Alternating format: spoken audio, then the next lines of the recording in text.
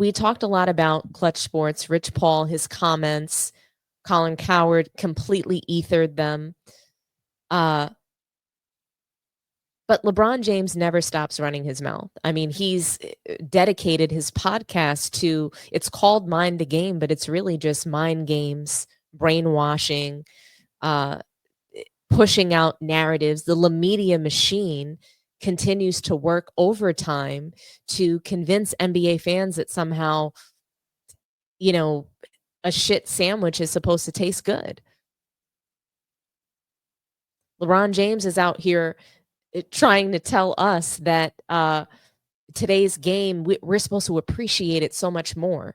And he's had some guest stars. He's had Luka Doncic on the show. He's had he does the podcast with Steve Nash, but this episode had Kevin Durant on, and this is just part 1. So I'm assuming that a part 2 is coming.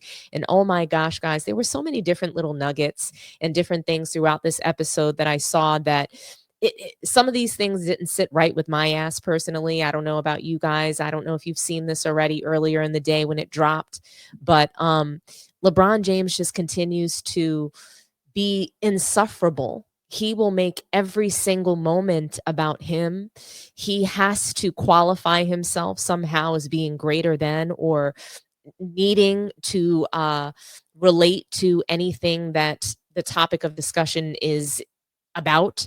And I just think he's a complete narcissist. And this podcast, it shows that, it proves that. And when he says that, there's just so much hate, and there's a lack of appreciation, and we need to learn how to appreciate it. Like, he's created this podcast to spread lies and narratives. He talks about talking heads. He talks about so many different things, but this podcast is shameful. I think that, LeBron James is a disgrace for creating Mind the Game while he's still playing, and basically begging us to agree with him and to see him as the GOAT. That's what he really wants out of this. And it's not working. It's not working at all. But there were some moments and different sound bites that I was able to grab for you guys. And I want to play the first one. And of course, with KD sitting there, he talks about flipping plays. And I don't understand why he always goes to this. He never really has anything intelligent to say. He says mainly the same things. He tries to use words to confuse us and basically deflect from, what we really need to get out of a message. But I'll play this first sound bite for you, and it's pretty funny, guys. Again, he's talking about flipping plays, and it's just typical LeBron and mind the game nonsense.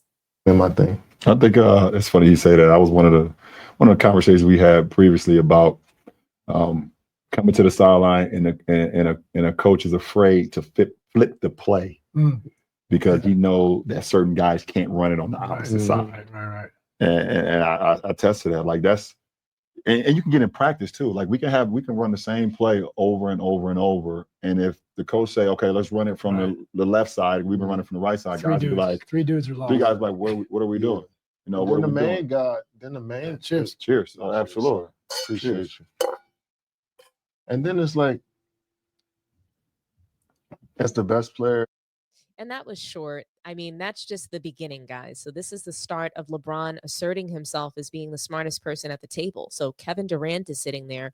And, Kevin Durant, as annoying as he's been in recent seasons and years, as much as I don't like how he's communicated with fans and has carried himself this season, last season, just since really he's played with the Warriors, he speaks very eloquently about basketball, and he's very intelligent about basketball. And he has one of the most beautiful games that we've seen, I think, in today's league. I think he's one of the best modern day players. And, I do really appreciate how he plays.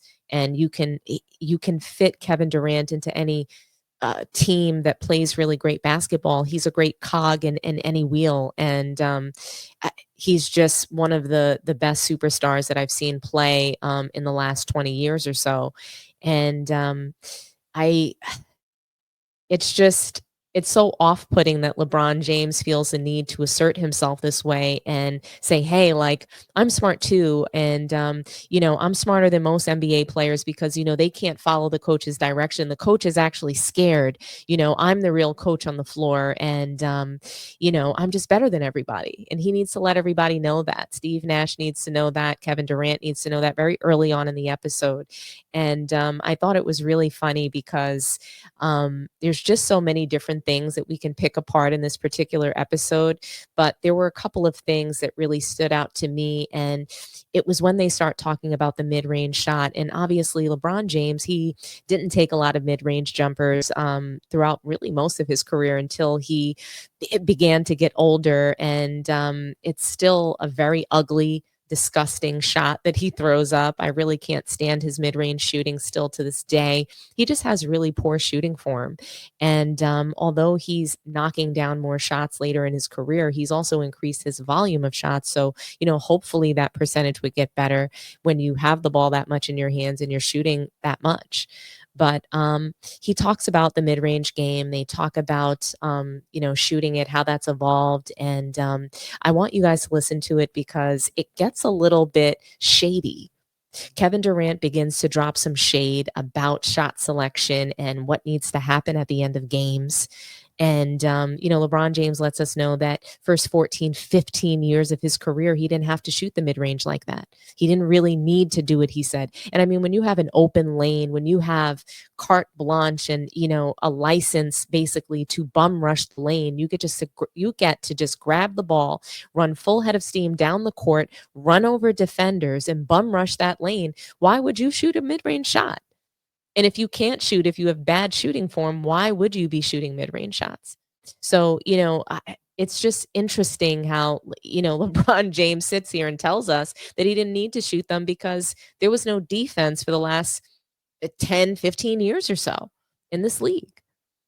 But let's hear, some of the shade in this conversation that I want to you guys to hear, and then we'll react together.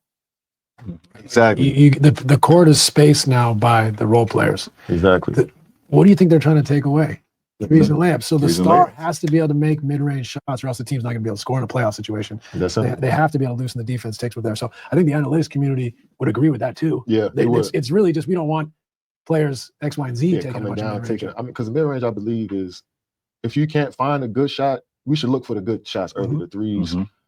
Attack the paint. Attack the paint, try to get layups, try to get threes. But when it's 5 to 6 seconds on the clock, get a ball to the best player.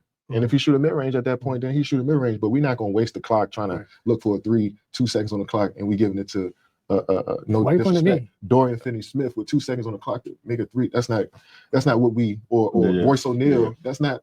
I mean, they can hit it for sure, but that's not sustainable offense for us going forward. So another thing, what you're also saying is like you pass up a good mid-range shot to get a worse shot. Exactly. Right? So there's a balance there. Exactly. So I want to touch on the topic because you've been in a lot of different situations. Like you come into the league, like you said, we was in Seattle early on, and then with your early days, you said I was just shooting a bunch of catch and shoot threes. Yeah. That was my game. That's what I was comfortable with. The league was a little bit more probably physical. A lot of twos. Yeah, a lot of twos, running floppy action, things of that nature. And obviously you grew into your own, in OKC days. You started, this is how I'm gonna make my mark. MVP of the league, doing your things. How was the transition though when you went to Golden State to now playing in their, split game action? Let's get the ball moving. You still having the freedom to do what the hell you do. Mm-hmm. But was it how much of a adjustment was it for you? It was pretty easy because up until let's say James got traded so 2013 to 2016. I feel like those are the only years I was playing like point forward in my whole life. The rest of the time, I'm playing off my teammates. I might mix up a little, get off the rebound and push and make a play. But for the most part, I've been playing off my teammates up until then, it's to that whole time period. So it was easy for me to come off a pin down. It's hard for me to have to dribble through 3 or 4 guys and pull up over 2 dudes with a fadeaway. Like you said, we want to be efficient. Mm-hmm. Playing off your team, man, that's the easiest way to be efficient. I was getting more backdoor cuts, more transition layups on top of the ISOs, on top of the catch and shoot 3. So my game was way more well-rounded in scoring, and it was easier, and I'm way more efficient that way. But I always knew how to play with my teammates, play off my teammates, and the art of scoring is getting the easy points. I always knew that, especially in transition. It's interesting you think about that Harden trade. It was kind of a decision of the salary cap. Some surge, kind of a stretch 4 or 5. Oh man, so many things to unpack. So let's start with the first thing. Kevin Durant instantly, they're talking about the mid-range jumper, and he just goes to like, hey, at the end of the game, look, if you like, it's about finding your shot, right? If you can't find a shot, it's not about finding a 3-point shot. It's about passing the ball to the best player on the floor at the end of the game. You got 5-6 seconds left on the clock. Give me the ball. That's what he's saying. It's not about me passing the ball to George Niang, he said.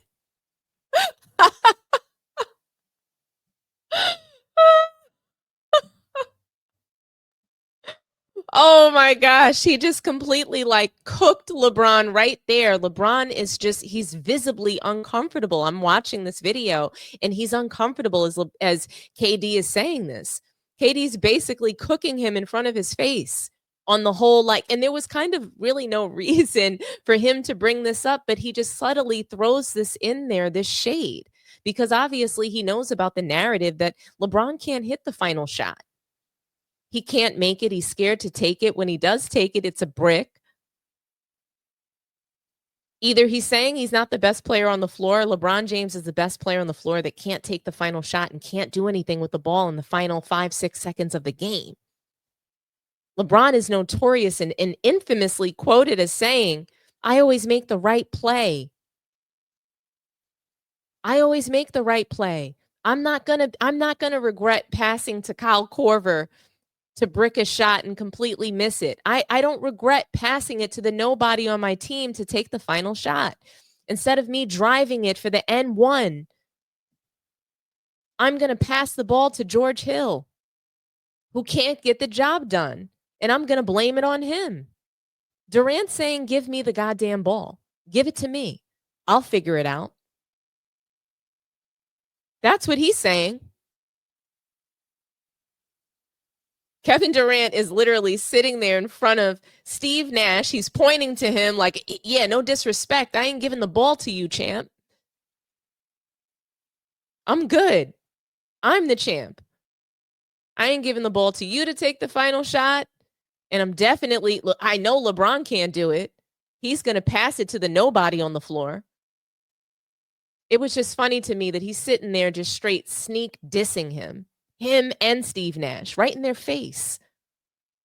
But what was even more funny was LeBron was so uncomfortable, so visibly uncomfortable. He doesn't even let Kevin Durant keep talking about that. He's like, yeah. But, what about when you went to Golden State? Let's talk about that. You see how he shifted, the conversation to, oh, it's not about me not taking the final shot. Let's talk about you not being the guy on Golden State. Let's talk about how you felt like you needed to make a mark for yourself. After you win MVP, you're going to go and join up with the unanimous MVP. How did you fit into, another Stars team? That's basically what he was asking. And Kevin Durant cooked. Okay. He stood on business and was just like, I know how to fit in. I know how to play with other good players. I know how to win with other good players right away, because I came and did that straight away that first season. I don't need to trade away the whole team in the off season, then wait a whole season before I can win. I don't need to manufacture the ring. I can go jump on a team and win. Anybody that's playing good basketball, put me there. Cooked. LeBron James tried it and got cooked. Straight served. And then what you see happening is these sneak disses. You see Kevin Durant serve him on a platter, cooked, well done. And then you see a shift throughout this interview. You see the interview take a shift and a turn because, okay, he can't make Kevin Durant look bad. He's not going to be able to do that. So when you can't beat them, you got to join them. You have to join them, and you have to try to link up and then disparage other people, past errors. That's that we hear LeBron basically go into that. We hear him talk about that too. He can't help himself with Kevin Durant. He has to sit there and drag Kevin Durant and Steve Nash into his nonsense. LeBron James all but tells us that he's responsible for this beef, for the battle of the eras. He's responsible. He's created this divide. He's created this polarizing debate, the GOAT debate. Which era is the best? The petty back and forth between, him and the old heads, the OGs of this game that paved the way for him to earn big contracts, to have the quote unquote player empowerment that they're crediting him with, that he never invented. It was always there. There was always the option to trade yourself to a different team and demand trades and to leave at the end of your contract. That's not player empowerment. Please. LeBron James created super teams. He didn't create empowerment. Let's not be fooled by that. Let's wake up. He also created, we done with the 90s. And that's what he tells us right here on Mind the Game in front of Kevin Durant, dragging him into this. Him and Steve Nash. They should be ashamed of themselves. They are a complete disgrace. I can't wait for Kevin Durant, LeBron James. I need these guys to retire. They're trying to band together in solidarity for their era, for this fraternity of the league, but they've damaged that. They've broken the fraternity of the National Basketball Association. That's no longer a brotherhood because of them. And their soft ass feelings. They can't take any criticism. But here's what Kevin Durant asked. He posed a question to Steve Nash and LeBron James. He talked about how, defense is changing in the league, and if it's gotten more creative, if it's gotten better. And LeBron James was quick to shut that down, and I want you guys to hear it, and we're going to react together. To get into offensively. Would you say defenses have gotten better? More creative? No, not in a sense, because I don't want to say more creative, because it's a switch league now. Everyone wants to switch. And to be honest, the only way that you could just like switch is you have to have the personnel to do it. But I think the creativity is happening, like, and New York did a good job of this. Like sometimes when Jalen Brunson was getting switched off on Siakam, they was doing a great job of kicking him out. Yeah. Especially in the post. Yeah, on the post. I think that's been communicated a lot better, like kicking a small guy out, telling him to go weak side corner or find somebody on the weak side, because there's not too many guys that can actually make the pass. Once the switch happens, he rolls him down and he can fire it weak side to get the shot. There's not many guys in our league that can make that. So I think as far as the creativity in that range has gotten better. But defense is always boiled down to just like fucking talking. Yeah. Right. Like, you can make up a lot of shit by just talking through it too. I would almost flip it. It's not the defense. Maybe defensive involved now. Offenses have challenged them more. Yeah, just challenged them more. Challenged them more. These Definitely. New solutions, playing fast. Yeah. Shooting the ball from farther. Like, you watch clips from 15, 20 years ago, like almost everybody's inside the 3-point line. Everybody. Yeah. 15, 20 years ago, shit, I was in the league. I thought you were about to say some shit about the 90s. Only one of us was in the league. Down with the 90s. That 90s bled into the early 2000s. They did. The same type of ball. There's probably one 3-point shooter on every team. Bro, by the way, if that. That's why Sacramento was so damn good. They had a lot early on. Ahead of their time. Yeah, they were ahead of their time. I mean, Bibb was shooting the 3. Stoyako was shooting the 3. Bobby Jackson come off the bench shooting the 3. Man, oh man. Did you guys hear LeBron? We done with the 90s. That's what he said. He created that. Through his mouthpiece, through his La Media machine, Gilbert Arenas. This has spread like wildfire. It was an internet sensation. We done with the 90s. LeBron James is pitiful. He's pathetic to even repeat that. 90s is the best version of NBA basketball that we've ever seen, in my opinion. Beautiful mix of physical defense, skill, athleticism, inside, outside.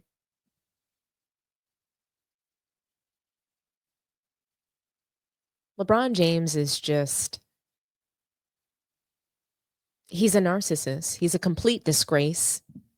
Kevin Durant, and I want to play this for you guys again because he cooked LeBron's ass. He cooked him, served him up on a platter before he tries to quickly change the subject. But we just have to listen to this one more time. Exactly. The court is spaced now by the role players. Exactly. What do you think they're trying to take away? Threes and layups. So the Threes and star layups. has to be able to make mid-range shots, or else the team's not going to be able to score in a playoff situation. They have to be able to loosen the defense takes with there. So I think the analytics community would agree with that too. Yeah, it's really just we don't want players X, Y, and Z taking coming a bunch down, of mid-range. because the mid-range, I believe, is if you can't find a good shot, we should look for the good shots early, the threes.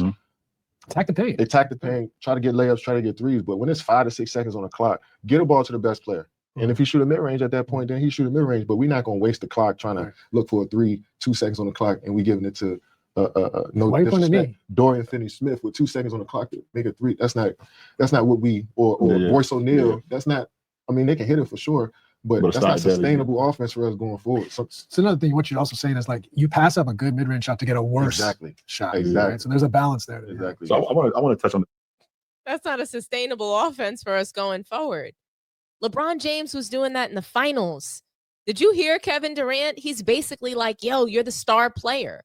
If you're the best player on your team, you better get on your job. He's telling him, like, get on your job. Like, seriously.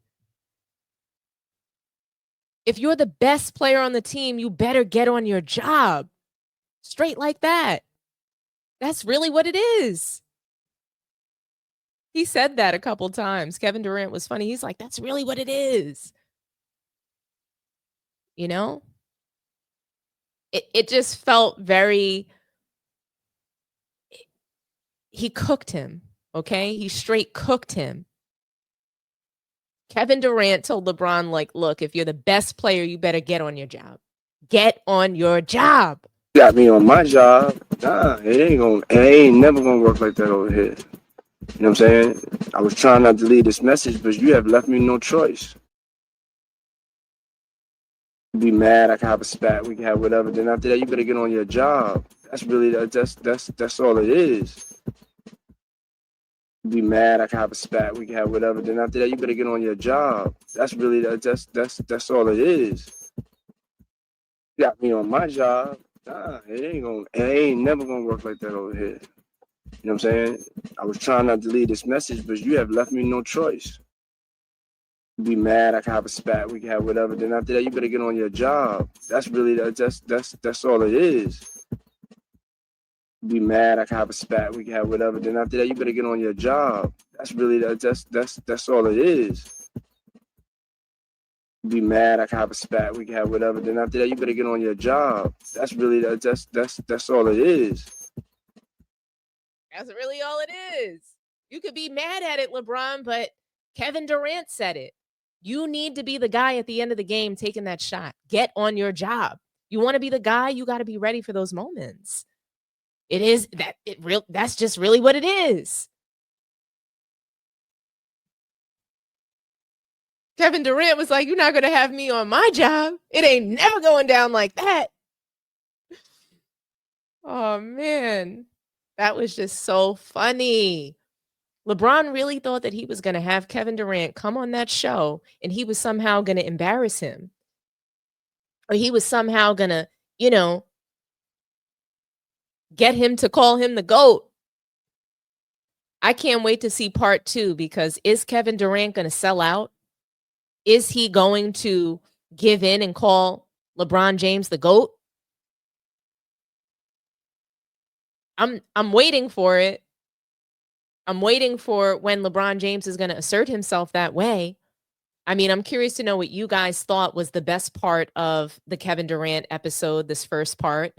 Me personally, I thought it was, we done with the 90s. And the look on Kevin Durant's face, like they laugh, but they, it's one of those things where it just felt like he was trying to rope him into that shit. Really and truly. And LeBron James needs to why can't he just stand on business? Just stand on your own. Stand on business. Be about it. But what do you guys think? I have time for one phone call. So call in, talk to me nice. I'm really curious. Like, what was the best episode of, what was the best part of this episode? What do you think about LeBron James being done with the 90s? What do you think about the media machine and how they're trying to infect the NBA community with all of these lies? And, you know, do you guys think he actually intends to leave the Lakers, or is this just a stunt? Another way for him to have attention and for him to be talked about. What do you guys think? Do me a favor also and like the video. Subscribe to the channel if you haven't done so already, but we need to get the likes up, guys. We're at 100 likes. We're at 204 people watching. Smash the like button. We can do better than this. Come on, guys. Like. Thank you for calling Sports Tea. Talk to me nice. Hey. Hi, Dominique. Hey, Sabrina. How's it going? You don't want to know, but that's why I haven't been on the podcast lately. Oh no! I'm so sorry. It's okay. I'm back. Well, I'm glad that you're back.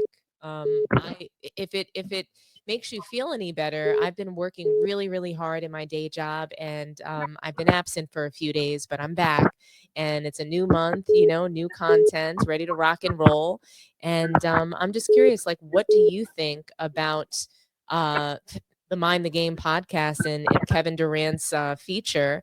And what do you think about Rich Paul's comments? Like, do you think that LeBron James is trying to really compete for a title, or, you know, is he just trying to get our attention? What's the story? I got the notification, but I didn't catch the whole show so far. I didn't catch Kyle, what's his name? Carl Michael. What's his name? Well, the long and the short of it, I didn't catch his part of it, and I didn't catch the part that you did with Rich Paul, but I caught the thing about the Mind the Game. Oh, well, let's talk about it. So what do you think about LeBron and Kevin Durant's comments? Yeah, I Kevin Durant, I hope he doesn't sell out. Yeah, he cooked them. Yeah, and we all know why he's saying we're done with the 90s, because didn't Jordan get all his rings in the 90s? Exactly. So he wants to erase them. Everybody knows that. Everybody with any good sense know what he's been up to his whole career. Absolutely. He's trying to erase Michael Jordan, and it's just not going to work. It's just not going to work. So, like I told Mel, he's a disgrace to professional sports athletes, period. Not even basketball, professional athletes. And I mean, he could actually truly, you know, he could be exposed in a real way that truly disgraces his legacy. And, you know, I really hope that doesn't happen. As much as I can't stand LeBron James, I don't want him to be, you know, exposed in a certain way. Okay, the TV's on delay. Oh, I'm sorry about that. But Sabrina, thank you so much for calling in. I do have to get going, but I always love when you call in, and I thank you so much for watching. All right, thank you for having me. Have a blessed night and be safe out there. Thank you so much. Bye-bye. Okay.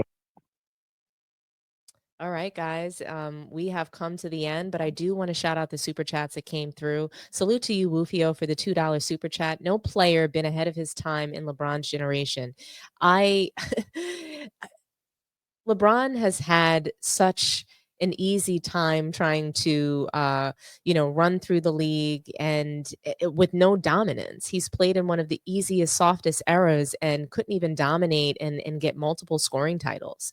I don't see how he's even the best in this era, but, you know, there are so many blind witnesses, delusional fans out there that really believe him to be the best. But Colin Cowherd said it best. Nobody really believes that. The majority of people believe it's Michael Jordan.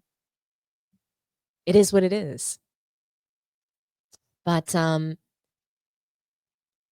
salute to you, Shay J, for the $4.99 super chat. Well, according to Adam Silver, the NBA is not done with the 90s. Once again, MJ is asked to save the league, which he's going to come back and do. He's going to reinvigorate. He's not only going to rejuvenate NBA fans, he's going to rejuvenate NBA players. Just his mere presence is going to elevate, and it's going to put pressure on players to be better, to be a better player, to be a better teammate, to be more stand up, to stand on business, to truly show up every day with the intention to win and put their best foot forward and best efforts. I think we're going to see much less load management with Michael Jordan being just around.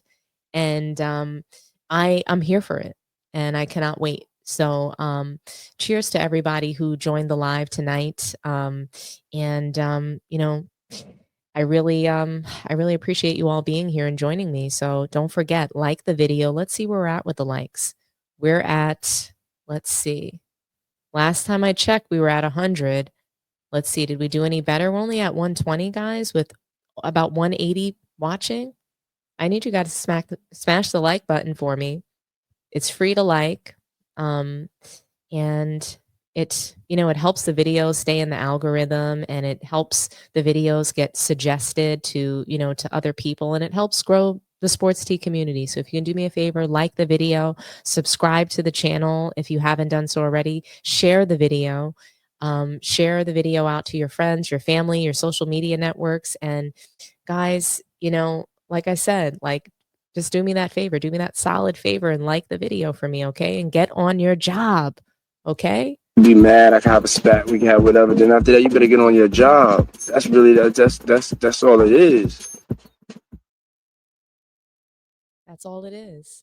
Like the video for me, guys. Thanks so much. Have a wonderful evening. Get some rest, and I'll see you probably tomorrow. Maybe if not tomorrow, definitely the next day. But like, share, subscribe. I'm out of here, guys. Have a good one, and don't forget, if you want to leave me a comment and let me know what you think, go right ahead. Drop me a line in the comments as well. Have a good one, guys. Bye bye.